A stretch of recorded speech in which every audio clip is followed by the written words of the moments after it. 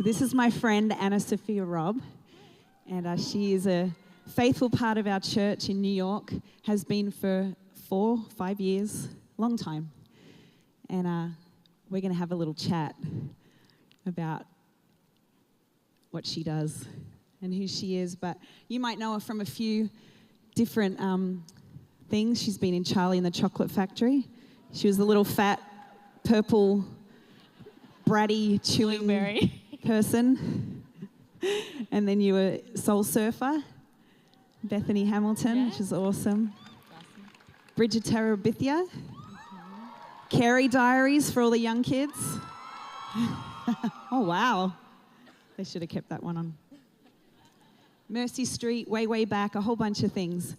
But I just wanted to start off by asking you, how and when did you become a Christian? And when did you get into acting? How did that happen for you? Well, I was blessed to grow up in a Christian home, so I've always felt, wow, it's weird to hear my own voice. I grew up in a Christian home, so I always felt like I had a relationship with God, like a casual one, like, hi. So I think when I started acting, I was 8 or 9, and it just started off as a hobby, like if you were to like basketball and you start playing when you're young, and doors just kept opening. So my parents were always very positive, and it wasn't kind of like, oh, there wasn't a specific end goal. It was just, hey, let's walk through this door, or, oh, okay, we'll go to LA. And I think I've just been really blessed with the timing of projects and what roles I got when I was younger, and now I'm here. That's awesome. How do you think your faith has affected your gift? Because you're very gifted, and not just, in front of the screen, but you are an amazing, bright person. You have a beautiful personality, and God has gifted you in a lot of areas. How do you think that's affected what you do? Thank you. I'd say I think we're all given many gifts, and God chooses, or the world chooses, to highlight maybe one. And I think what's important to remember is to keep working on sort of all aspects of myself, that like even if the world values my career or whatever it is, to keep a focus, or to keep a balance, that even if I fail, quote unquote, in one area, that's not the end all be all.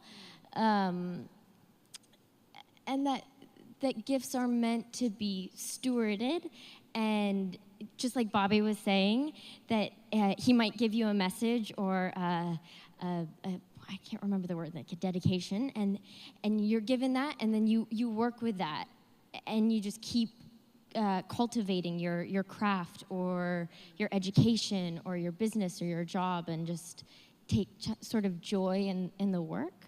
Yeah.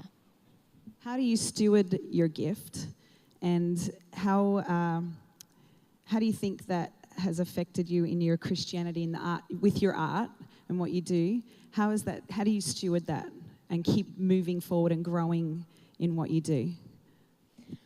Stewarding my art. Okay.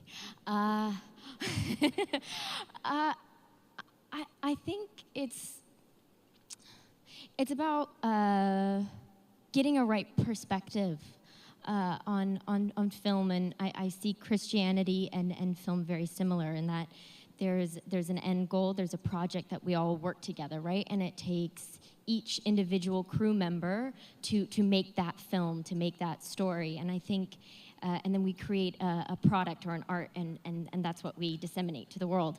And I think the church is a lot like that. We have a message to give to the world, and it takes each one of us and each of our gifts to make something and give it. Yeah. Has your faith ever cost you an opportunity in what you do? Like, would you ever do a sex scene?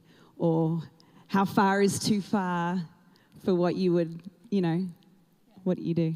What I do? I never think of my faith as costing me anything, but more as just providing me with opportunities and sort of a framework.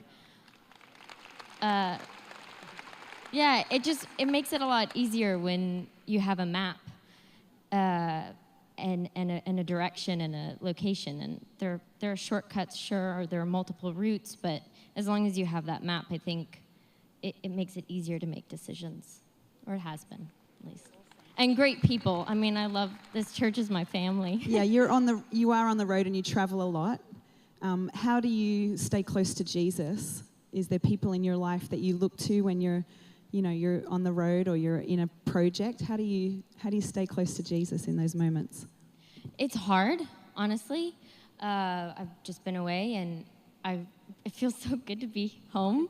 I'd say, I text you, I text Carl, I text a bunch of people on the team and just friends and technology, and I think devotion, the Bible, it's just right there, the drop of a hat. I'm excited for the Hillsong channel, I have to say. I think some really cool things are going to happen with that. Yeah. Yes. And Hillsong churches and other churches all over, checking them out is, how I stay in it.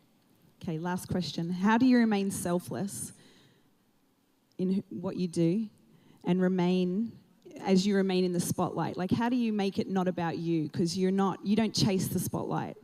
It comes to you and you take those opportunities. But how do you remain selfless with what you're doing?